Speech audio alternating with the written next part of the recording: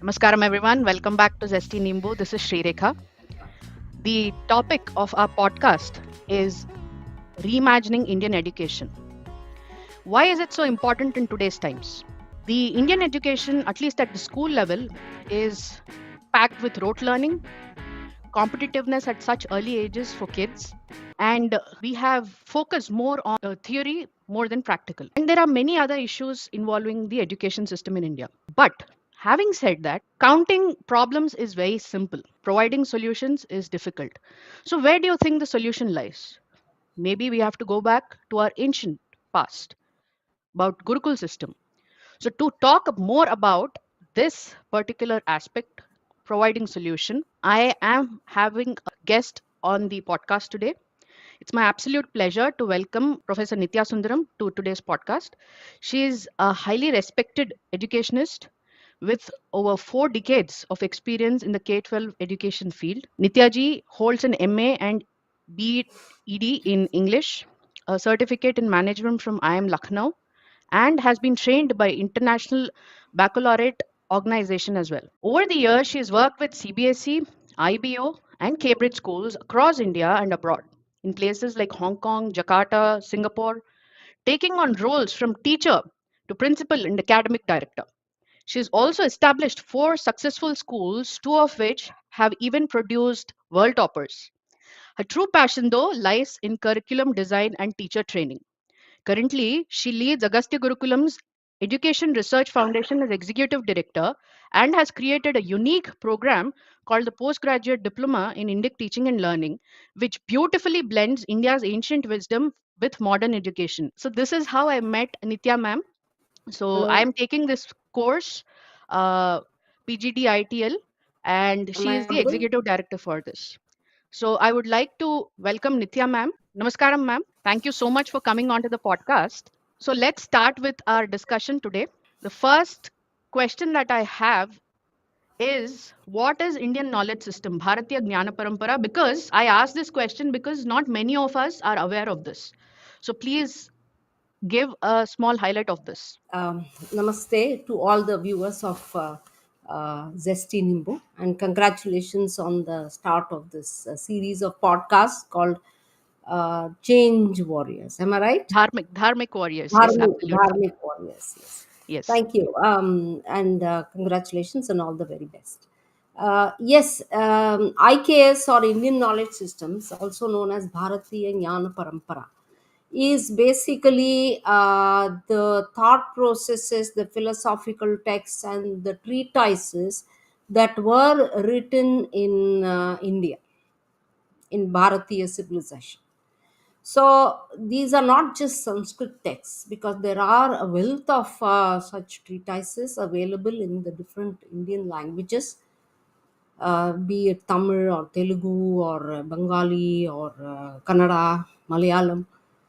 So each of them wrote it in the language that they were familiar with. So you have an entire wealth of knowledge systems that are available. Some of them have been lying buried without getting publicized. So now with this IKS movement, it's all coming to the surface, and we are becoming more and more familiar with not just the Sanskrit texts but even the regional languages. So this entire body of work is known as Bharatiya Jnana Parampara. But I have to remind viewers that Indian knowledge systems doesn't just exist in the written textbook form, in the book form. There is also this oral tradition. People who are watching, can you tell me what you know about Indian knowledge systems? Have you come across this term, Bharatiya Jnana Parampara? This is, being used more and more. We have so many boards of education in our country, state boards, then we have CBSE, then we have ICSE, then we have IB. So many boards, and most of them follow many things. So IKS is one way of teaching students about Bharatiya Parampara. So, ma'am, please continue. So that is IKS. I mean, the definition I think is done. I understand that you are doing some research in taking forward this Bharatiya Jnana Parampara and putting that into the modern framework? What is it exactly that you're doing? What is the research that you're doing now? See, I'd like to tell the viewers that I'm not exactly a PhD scholar or even a Sanskrit Pandit. Though I know Sanskrit, I have studied Sanskrit. Uh, I am now orienting myself with IKS. I don't think it will finish in one lifetime because it's such a vast body of work. So what I'm doing is I'm reading up and I'm learning. If wherever I can, I study those texts, and I am trying to convert a lot of these ideas into a pedagogical tool, that is an instrument of teaching, and embedding them in the modern system so that we can bring it to the mainstream. So that is my endeavor. So this is a small contribution from me for such a vast. I mean, I was amazed at the kind of work that I see. So this is the embedding that I'm trying to do, and that I call this contemplative learning prakriya. So it's basically a pedagogical tool, a pedagogical framework. So So, that is the research that I'm doing. okay. But why did you want to create your own methodology? Did you see any gaps in the present way of teaching that you wanted to create your own methodology? See, it was like this. I was very happy learning how to teach. And I have been oriented to this as a teacher trainer from the latest, body of trainers like the Cambridge trainers. And because I'm also a program leader for Cambridge professional development, so I got orientation to all the latest developments in the field of education, all the pedagogical tools that were in practice. So I've also been employing them in my teaching career and seeing the benefits of those. Though I used to see gaps here and there and I had questions, but I was just caught up in all this. But about 8 years ago, I happened to listen to a video where, there was this Dr. Nagaswamy was the director of Archaeological Survey of India. He is no more, but he was the former director. So he was explaining how Taittiriya Upanishad deals with education. The Shikshavali is the first part of Taittiriya Upanishad. The second part is called Briguvali. So the Shikshavali deals with education. So I got a little intrigued by that. So I delved into the Taittiriya Upanishad. So I started studying it. At least the first part I started studying. So as and when I was listening to, and I identified some videos which explain this Taittiriya Upanishad, and as and when I was listening to it, it resonated with all the latest developments which the modern pedagogy suggests, and all the latest developments that 20th century researchers have designed. So I started studying different texts, starting from Patanjali, the Bhagavad Gita. Then I started studying Patanjali and Viveka Chudamani. So these are all the texts that gave me a whole lot of information. And then I realized that our training that is currently teaching, the pedagogy that we are practicing in schools today, has definitely some gaps. One of them being the attitude training, how to develop the right attitude. That I find missing in schools today, in India at least. Though there are in the international boards of education, there are suggestions how to embed attitude into the training. What the Upanishads and Viveka Chudamani and all give us is something way beyond and in depth. And though they tell us how to train them into seekers of truth, we have been a land of seekers. Somehow that seems to have got lost, and that should be the aim of the boards of education, if you ask me. Now I feel like that. So I developed this. When you talk about attitude, so what exactly do you mean by attitude? See, the approach to learning, how there are, the shat sampatis, as they call it. You need shraddha in the first place. You need humility. Plus, you need to have confidence and pride of work. You need to have a calm mind. You need to control your senses. See, the shat sampati is the meaning of brahmacharya, not just celibacy. So somehow that Right. brahmacharyam is getting cut out from these children, their lives. Absolutely. So I think these shat sampati is part of sadhana chatushtaya, and that is meant for people who are seeking liberation. But as a student, these shat sampatis need to be trained, and then they must develop that viveka has to be developed, and the selflessness has to be developed, the service mentality has to be developed. So that, I think, that training is missing. And these texts are amazing in terms of telling us how that can be done. How, what is the definition, what is the paribhasha, definition of all each of these, what are the identifying features of each of these are what I found amazing. And how do you classify, how do you identify a student's ability based on the kind of questions the student is asking? See, these are all amazing in-depth knowledge about the human mind, which I found really absorbing. So I thought this must get embedded.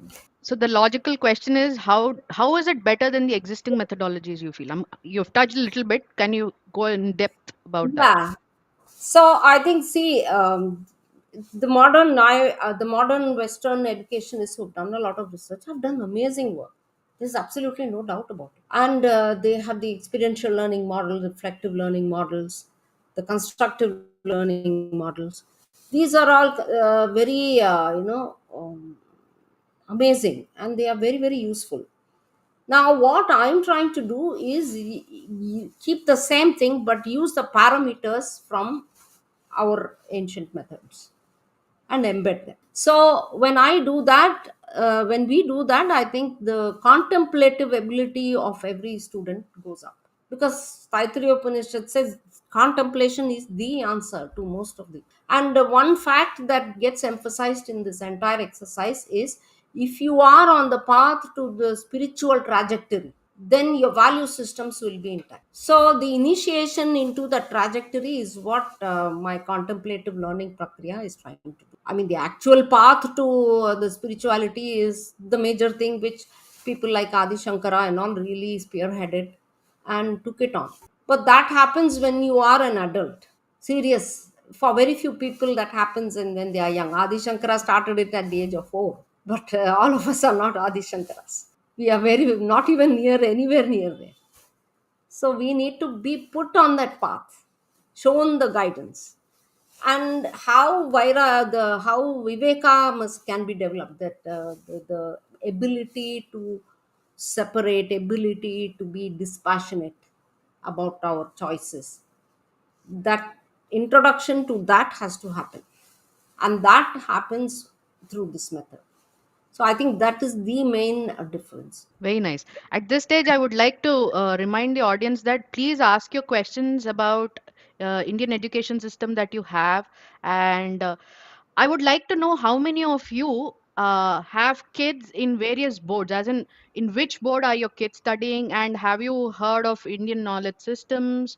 And I will be asking further questions, and I would expect some comments from you. And please ask questions because ma'am would be answering them at the end. Is the methodology that you're developing India specific, or can it be applied throughout the world? Because as you know, many Indians are staying abroad, their kids are studying in the local schools in various countries. So do you think this methodology that you're developing can be applied throughout the world, or is it India specific? Yeah, it can be applied anywhere. It is just the pedagogy that I'm talking about. You can use it with whichever curriculum you want to study, whichever subject you want to study, in whatever language. The medium of instruction is irrespective. However, I'd like to add here that knowledge of Sanskrit will have a telling effect. It will definitely have a telling effect, because that Kanthastikaran which Sanskrit practices, right? that has a magical effect on the way, on the speed with which students can process information. If I have to ask you, what is Kanthastikaran? Not many of us know. If you can elaborate on what is Kanthastikaran and how it is different from rote learning. I am currently doing a course. It's an online course called PGD ITL, PG Diploma, Postgraduate Diploma in Indic Teaching and Learning from Central Sanskrit University. So there we are focusing on Indic knowledge systems and how that teacher training can be used in future for kids. So as we were speaking with ma'am, she was about to explain to us about Kanthastikaran versus rote learning. Ma'am, can you please elaborate on that? So this is memorization. If you say literally translated, both mean the same. But the practice of Kanthastikaran, as done in while you study Sanskrit, is basically the guidance documents, like the Vedas. It started with the Vedas. The Vedas were orally transmitted, so they used to by heart it. And similarly, the main guidance documents like your the grammar book in Sanskrit, that was by hearted.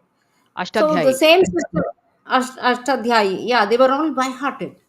Why? Because then they could or immediately Amarakosha. apply. Yeah, yeah, yeah, yeah. Amarakosha was by hearted. Amarakosha's vocabulary. The Right, Vyakaran was also, were also all the declensions were by hearted. And there was also this Chandas prosody that kept the Vedas intact. So the application of the Chandas, they used to go back and forth with the sentences. That is the Gayatri, the Gayatri, that is the standard meter. They used to go back and forth at it. So you make it, there are some several types of chandas. So you used to they used to go back and forth and coordinate it with the hand movement and head movement. So the right. Kanthastikaran had reached a level, advanced level, by which there is also a study by a professor from Harvard University that this shows the brain development. They mapped it and they approved it. It's called the Sanskrit effect, the study. So this was an amazing discovery or realization that everybody had, that this can help a lot. So you find that children are first taught to learn it, and then the application starts. Application, but if they're not taught the application, the ancient system said it's not right. They should understand the meaning of every text at a later stage. So if you read Radha Kumud Mukherjee's Ancient Indian Education, there he very clearly says in the initial period, Rigvedic period, learning without understanding the meaning was a big no-no. Then they started learning it, and they said, but at some point you have to start applying. Without applying it, then all your knowledge is a complete waste. So that was the standpoint of the sages in those days. Then what happened was, when Macaulay came in to our Indian system, he wanted to change the education system. He wanted people who are brown in skin but think like the English. So The brown the sahibs, as we call yes, the brown so sahibs. brown sarees. So they wanted more like that because they wanted to use them for their British governance. So what happened was the Gurukuls got dismantled. So once the Gurukuls got dismantled, the gurus who used to teach the Shruti is basically the Vedas. Yeah, as ma'am was mentioning, Macaulay, he was the one who destroyed the Indian education. That's a very harsh word, but that is the reality. As she was saying, uh, he made English compulsory. He wanted Indians to think like Britishers, like as I was mentioning, brown sahibs. So he wanted the Indians to serve the Britishers. And how would they do? Only if they learn their language. So this put an end to so many gurukuls, and the gurus who were teaching all these things lost out because there was no funding. The funding would obviously be given to people who are going to teach English.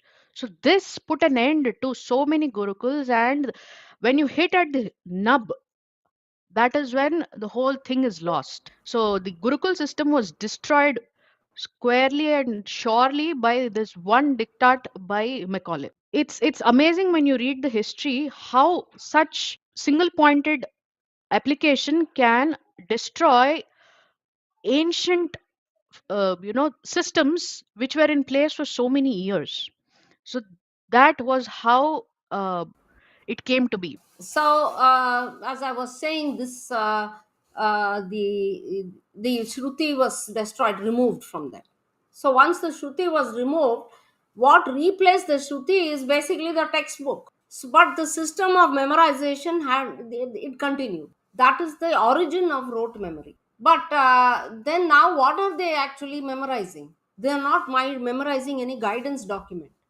I have seen schools where the children are memorizing mathematics textbook. How does that help? So these that is where the rote memory has come down to finally. Mhm.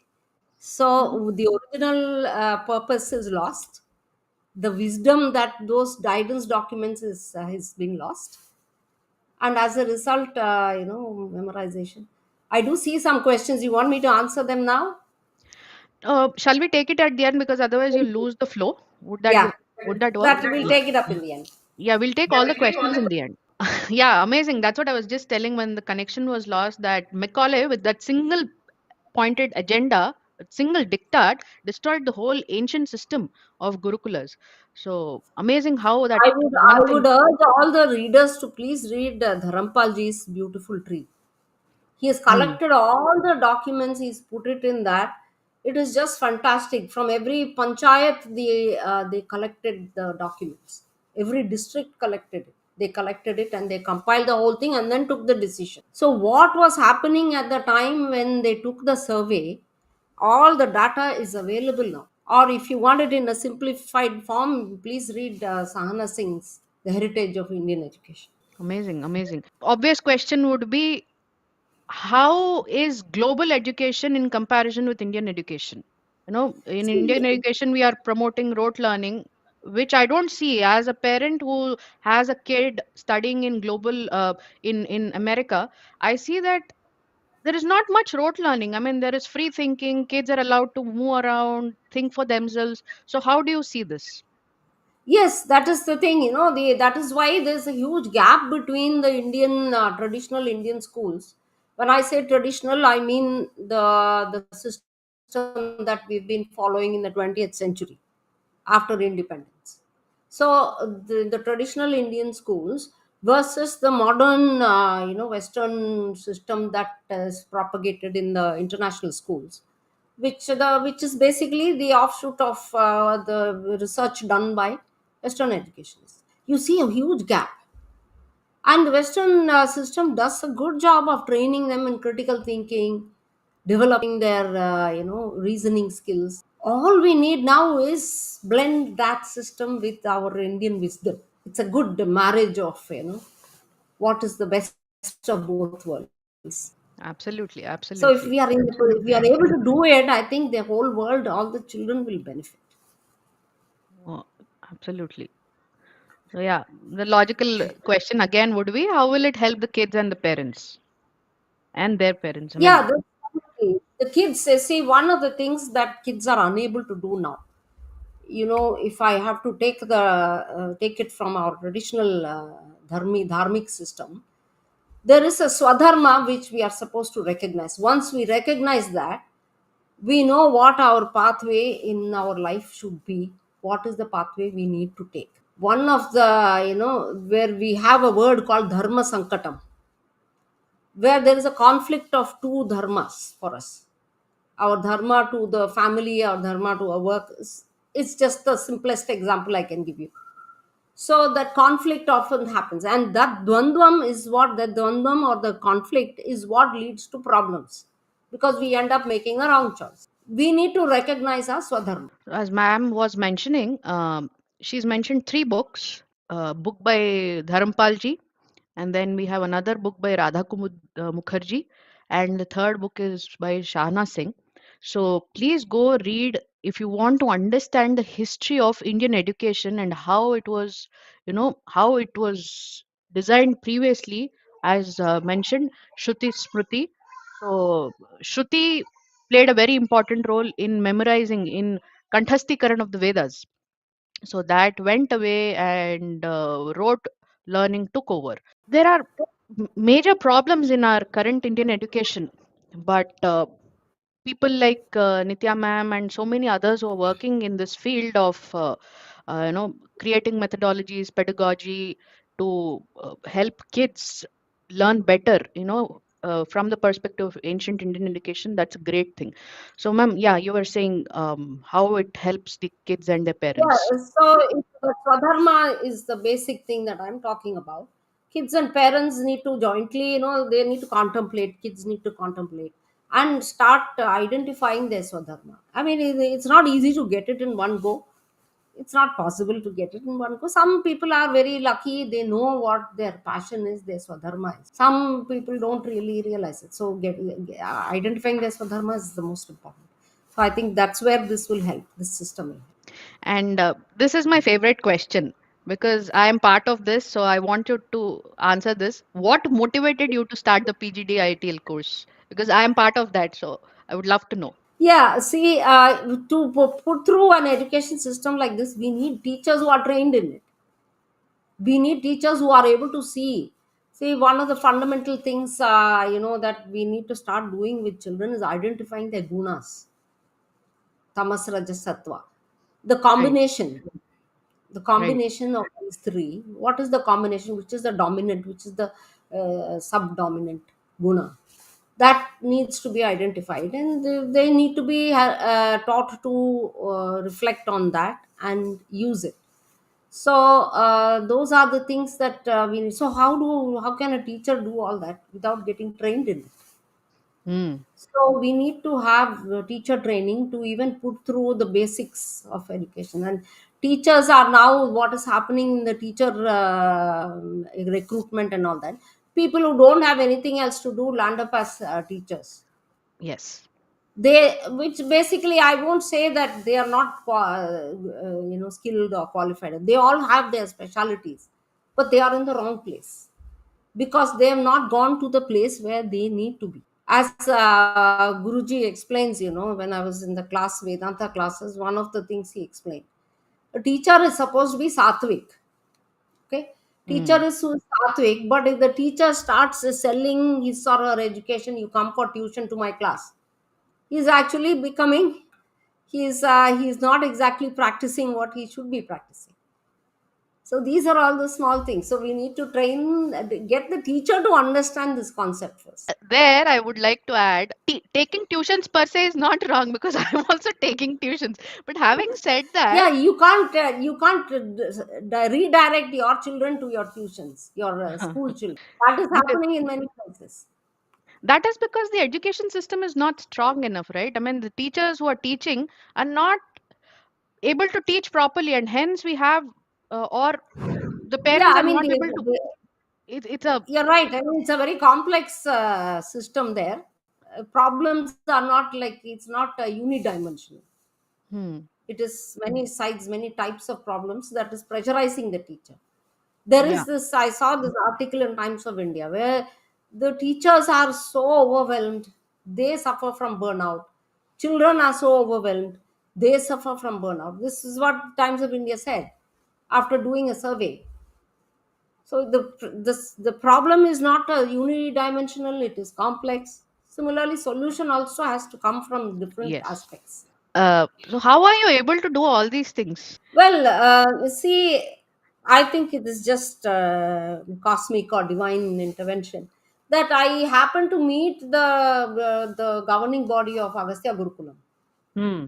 Right. and tell them about this. As one of the management, when I was talking to them about the cycles of learning and all the Shravanam, Mananam, Nididhyasana. So she was saying, oh, yes, first you just shut up and learn, listen to what is being told. Then you apply, in simplistic terms. So somebody was Okay. interpreting it like that. So, yeah, I mean, they were very receptive to what I was saying and they were very excited because they need good teachers in their school. Hmm. Right. So they suggested we do this. So we now ran around to different universities asking if they will host this course.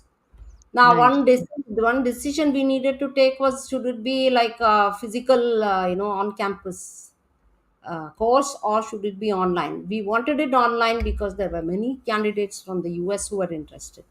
There were many candidates from India who were interested.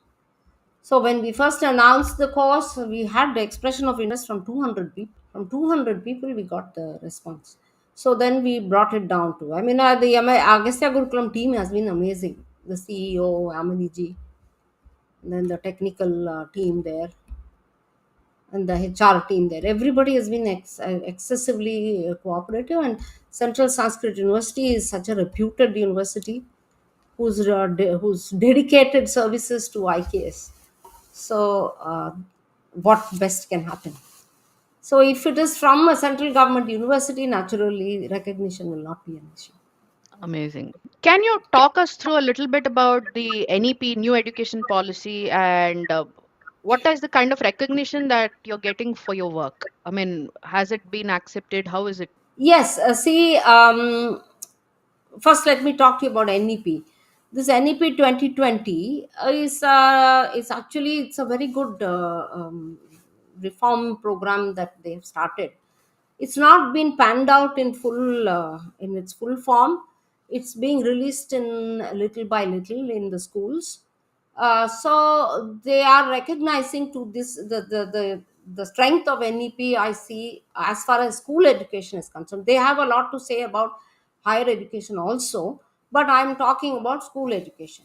One is, they recognize the fact that up to second standard, children should be in the kindergarten.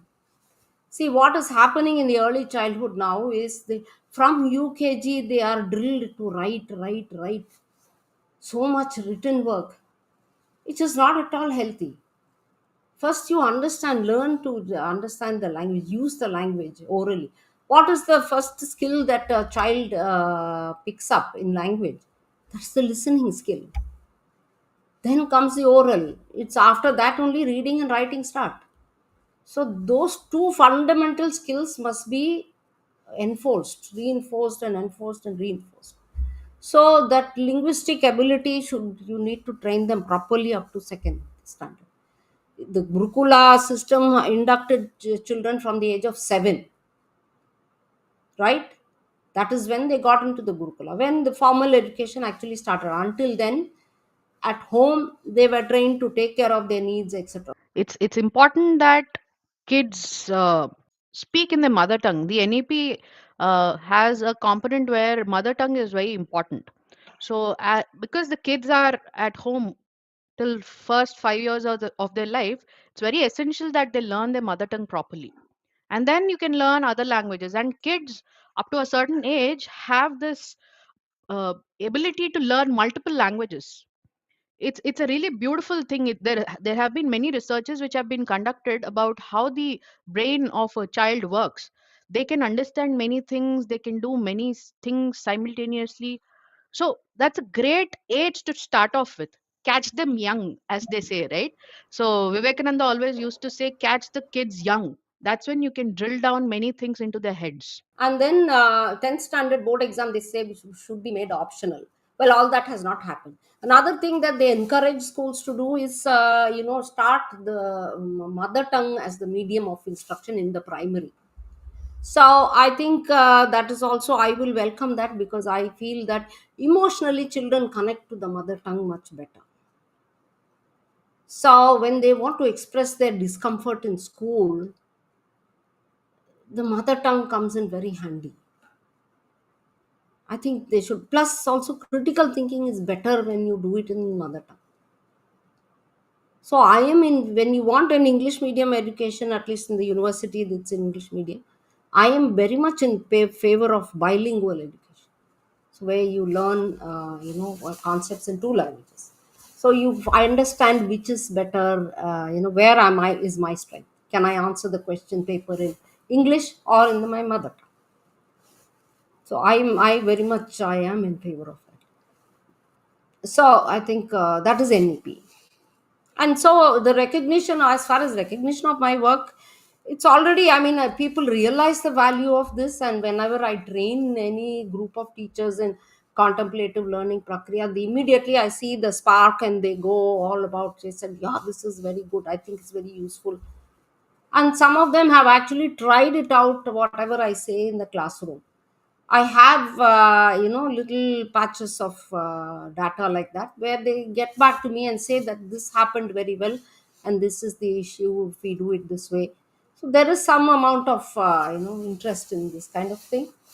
But the formal recognition, that is why we wanted a reputed university to associate with.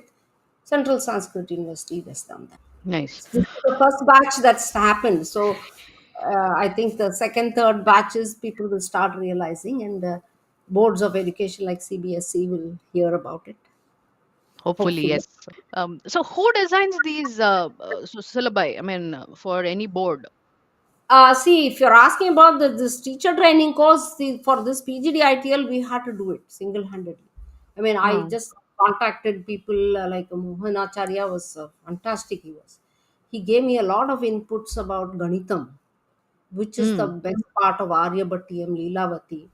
And he also had, and then Mohan MVK, Venkatakrishnan. M. Venkatakrishnan is an Acharya in Agastya Gurukula. So he gave me a lot of inputs about Vijnana, and Professor Chandrasekhar, who's going to handle it, and he is very well versed in all this. So you have people like this who are trained in it, and they have helped me design the syllabus. That is the for this syllabus. But as far as the school syllabus concerned, syllabi is designed by NCERT. The state boards have what is called SCERT. NCERT is taking care of the syllabi for CBSE. And what about the international boards and ICSE and all these things? ICSE has their own team which designs it. Uh-huh. Indian Okay. Council of Schools. Secondary education, I They guess. are, that secondary Okay. education is the name of the 10th standard. ISC is the name of the 12th standard. So they Um, have that council for it. And hmm. similarly, there is for Cambridge and IB and all that, they have. See, IB is also the PYP, the primary program. It's only the pedagogy that you get. You don't get any curriculum from them. So there they designed the curriculum for the IB diploma. So the course that I'm doing, postgraduate diploma in Indic teaching and learning, it's a collaboration between Agastya Gurukulam and the Central Sanskrit University. So if you have not heard of Agastya Gurukulam, please go search them. There are many of my batchmates who have actually put their kids solely in Agastya Gurukulam and not in the regular teaching. So it's a different way of approaching your child's education. It's an alternate way. So it's Gurukulam basically, it's actually like a Gurukulam. They teach the Indic way of, the mathematics or science, Ganitam. In fact, for my course, I'm actually learning Leelavati, and that would be taught to kids as young as 5 to 10 years old. It's so beautiful to know your own culture and implement that and see the magic happen in front of your eyes. So I believe very strongly in that. You also can think of this alternate way of, they also have part-time courses, so you can think about that too. So please post your questions, and ma'am would be answering them at the end. And do follow us on YouTube, like, share, and subscribe to my channel. And there is a link in the description where you can go ahead and join my WhatsApp group as well. And please support us with super chats and stickers. And if you're watching on Facebook, please give us stars, so that will really motivate us to do more of these kind of videos. So I've titled this theme for my podcast as Dharmic Warriors. I feel that there are so many people who are working for the promotion, the propagation, and for Sanatan Dharma. Many people are well known, many people are not. They're doing in their own small way, helping people understand more about Sanatan Dharma. So I titled this theme as Dharmic Warriors. So if you know anybody from any walk of life who's doing their bit for the betterment of for the promotion or the propagation of Sanatan Dharma, please post them in the comment section. And if you know them, let me know. I will contact them and get them onto the podcast. It'll be an amazing thing, to know people from various walks of life who are doing so much for Sanatan Dharma. We were talking about the Taittiriya Upanishads, right? I did a video on the Upanishads, so please go ahead and check it out. So Taittiriya Upanishad is basically divided into three parts: Shikshavalli, Bhriguvalli, and Anandavalli. So Shikshavalli is where, as ma'am was saying, has the information about how students are taught in the ancient days. So you can So move on to the next question. yeah, yeah. So have you faced any resistance with your No, work? not at all. Nobody. In fact, many people are they're really excited about something like this. Hmm. I haven't faced any resistance anywhere so Hmm. far. It's good to know that she hasn't faced any resistance, because whenever you try something new, there will be amazing amount of resistance. The first thing that anybody would say, why are you starting something like this? Why do you want to do this? Isn't it, whatever is being done, isn't it good enough? And all these things. But there are some disturbing statistics which have, made it mandatory to think out of the box. Kids as young as 10 years and all, we see some, being depressed, seeking mental health intervention from a psychologist and all these things. So there are some disturbing statistics which are coming up, and hence we need some alternate way of thinking. So what are your thoughts on government versus private schools? Yeah, see, government schools can do a lot. They have the power, Hmm. and private schools are kind of actually currently the study. This Harsh Madhusudan and Rajiv Mantri wrote a book. They've given data in that saying Right. how private schools are delivering, because they are the literacy numeracy, from that aspect they are delivering. Government schools are not that great in delivering literacy numeracy the way private schools do in India. But yes, I have met some government school people who have made it very well in life. It's not that they are getting deprived of. So when we talk about government school versus private school, we need a definition of what is a good school. That itself we need to begin with that. So we can't really say that. But then yes, government schools have more power to reach the masses. They have more power to make a change more than private schools. Private schools are kind of bogged down because of the fee thing. They need a lot of money to pay teachers well and collect resources for teaching. But if they raise the fee very high, then there is resistance from parents. Another big thing that I see, this economy of a school, running a school. In the ancient system, it was the temple economy that was supporting it. So the money flow to Gurukul stopped when that funding was cut. So what happened is it fell on to the schools to collect money from parents. So now what is happening? Money is interfering in the learning process, which should not happen. That is one Absolutely. system. That one thing is, if parents start feeling that I'm paying you, so you jolly well do it. We can't work magic with the children that way, right? In ancient days, it was called Vidya Danam, no? So now it's Vidya becoming, Danam. So now it's, money funding came from the children from different quarters, not from the children. Children gave money after the education as Guru Dakshina. Guru Dakshina, right? The temple gave, the merchants in the town they gave, and then when they needed food, children would go bring food from different Hou- families. Households, yes.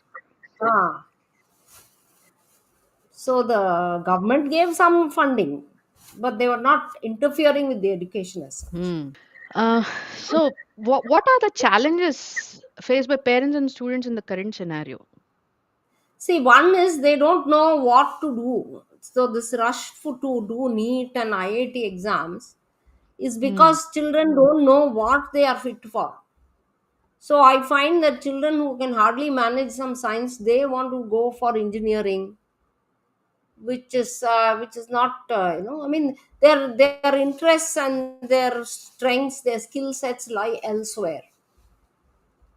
Now you go put them in engineering, so go to misfit, they become a misfit there, and what kind of engineers they'll be if you allow them to select, according to their skill sets, then they're likely to.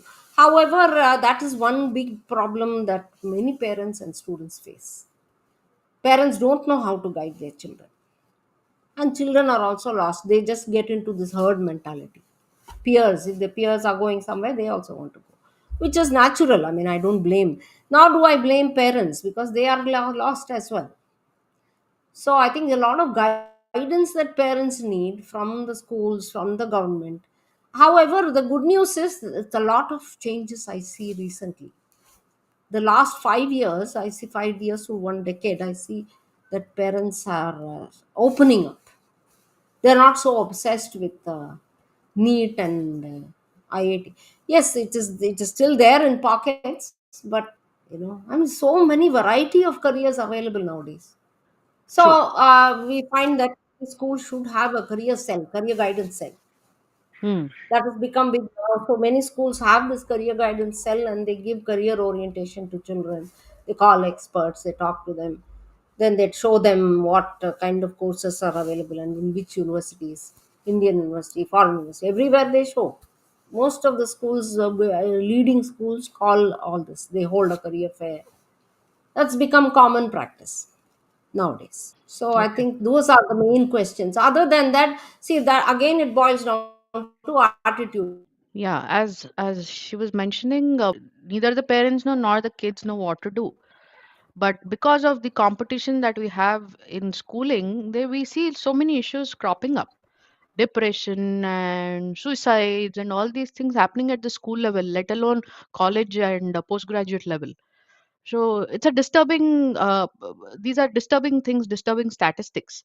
So we as parents need to understand that we shouldn't push our kids too much. Every kid has his or her own level of competence. We need to understand what they're good at and then make them do that instead of pushing everybody into either engineering or making them doctors. No, that's not the call of probably the student, but he or she might not be in a position to deny what their parents are saying. So it's a difficult thing. We don't know how to, as she was mentioning, there are a lot of changes which are coming in the way people are thinking about all these things, which is good. Private schools for Indians, in US and in many countries in Middle East and all, kids are exclusively sent to schools run by Indians, and some of them are also homeschooled and then as community schools. So what happens there? They might get the skills, they might learn it from their peers and all, but then when they come out, what happens? Yeah, see, if they are homeschooled, one thing that parents need to bear in mind is make sure their social skills are not deprived. They need to go at least for sports or something like that, so that some social skills are built there. But other than that, if they are studying in Indian schools and then they go to the mainstream, they need to be taught and oriented to what the mainstream is and what it requires. So the adaptability, the flexibility that they need has to be part of the training, part of the orientation and training. Having said that, I have I have worked in that Singapore schools and all that, where it was basically Indian children there in those schools. They all went out to universities, they were doing fine, because the skill sets that we give them as basis in those schools is the most important. Yeah. So the skill sets that they need for a university education, we need to give them that grounding, so that they don't suffer when they go out. But as far as value systems and whatever you want, if you are interested in keeping them grounded with, say, Sanatana Dharma, then you need to teach them that from the beginning, but also teach them that to respect others. That's one of the fundamental thing in Sanatana Dharma. You need to respect other people who are different from you. That should be taught. It is True. vital, very, very vital. Yeah, but I don't see that as a problem, because even in Indian schools, you have people of different religions in the classroom, and schools respect all these religions, and they sing prayer songs accordingly. Though even if they sing the Indian prayers, whatever prayers, they are taught, and they celebrate Christmas, they celebrate Eid, they do all that. That is kind of standard practice in most Indian schools. So I don't see that being a big problem as such. But we should have, as long as we are grounded in our approach to reality, don't make it so exclusive that they get cut off from reality. That has to happen. Do you see this panning out in India too? Private schools, Yes, see, there's not. because of private schools, the distance between the haves and the have-nots have increased in Hmm. India. That is why you see even rural people, they want to. There's a rush for them to admit their children in English medium schools. They pay the fees which they can't even afford. They borrow money, pay fees, and they admit children because they want their children to join that stream. The craze is there, so that is what I see happening. Nice, nice. Mm. We'll take some questions now. Yeah, yeah. SSC, ICSC, and types of IKs can be added to the curriculum. Kalyani ji is asking this question. Yes, that is my attempt. Hmm. So, see, the delicate balance there is, we study a lot of heavy load already, the children, science, maths, social science. Social science is such a vast, it's got history, it's got geography, it's got economics, it's got civics. So it is a huge load that they are studying, and over and above that, the second language load is also high. So with all that load, adding one more subject IKS is a heavy load. It's a tall ask. It's not every child's cup of tea. That is why in my system, what I've done is I've used the IKS as a pedagogical tool. It lends itself very well to do that. So that is the thing. Okay. There's one question: what are some simple things we can do to get our kids started with the system? Yeah, first thing is the guna analysis. We can use that. So that M- is the um, start. The other thing is, ask them to track their thought, identify what is the thought. That you training is never given in kindergarten or no, primary school. First, you they need to recognize that this is my thought. What I'm saying is one thing, what I'm thinking is one thing. So the two should match. You see, thought, word, and deed must be combined. So first you recognize this is my thought. So that recognition has to happen.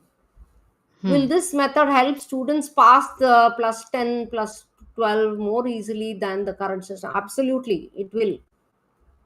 That Kantasti Karan will really take it far. Number one. Number two, this will recognize the children will be better. See, the topper in every board, if you look carefully, that student has very good reflective ability.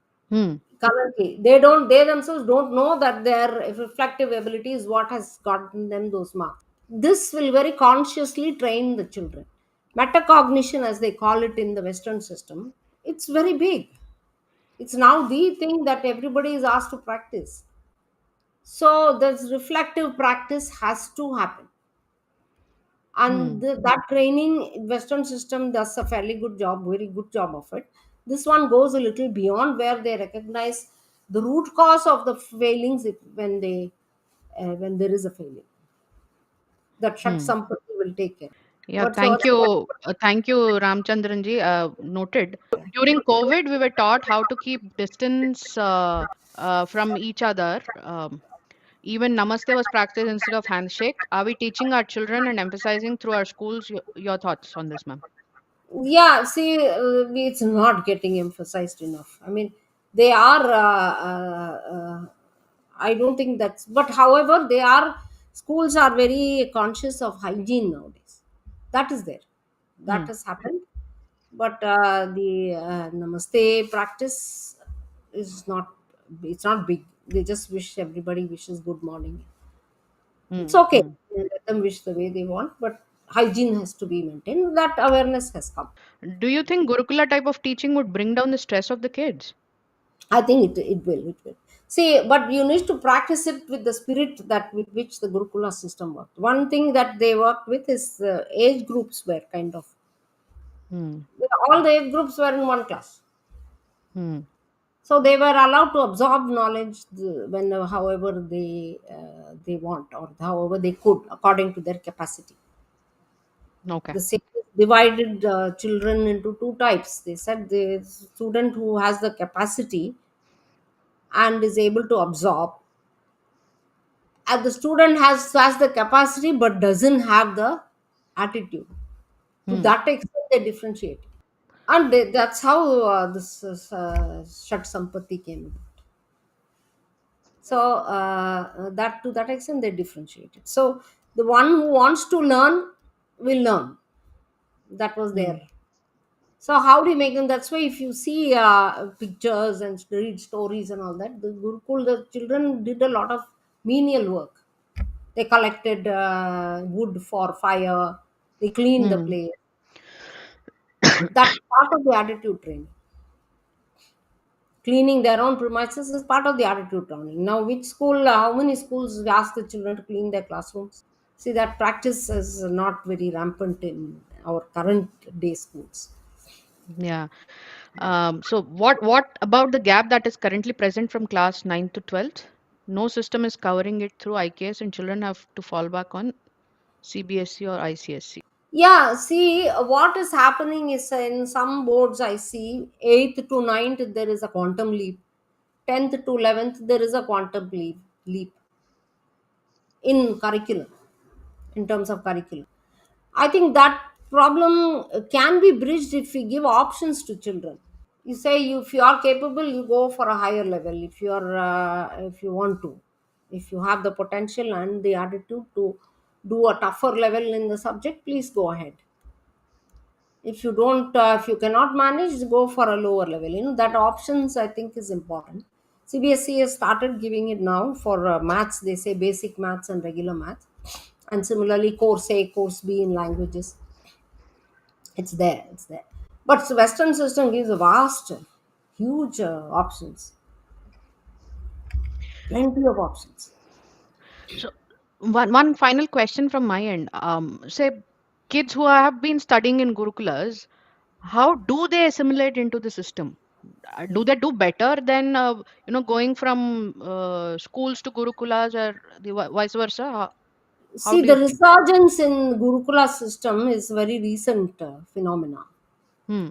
I mean, we have about, I think, it's a rough estimate, about close to 300 Gurukulas in India, and each Gurukula is having their own model. We don't know which will sustain. Oh. So what is happening is those who go to the traditional Veda Patashalas, Hmm. they are studying English, they are studying computer science.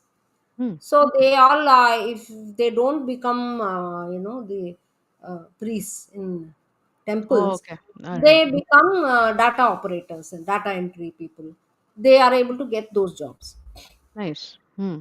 But some of them a few of them do take up engineering and they are able to crack it. Thank you so much for coming onto the podcast, ma'am. It was lovely having you here. Thank you again. My Thank you, pleasure. audience, for being such Thank a you for great. having me and all. Thank you. Thank you so much, ma'am. Thank you, audience. It was lovely bringing the podcast to you. I hope you have liked today's podcast. Do like, share, and subscribe. I'll see you all in the next video and with another Dharmic warrior. Namaskaram.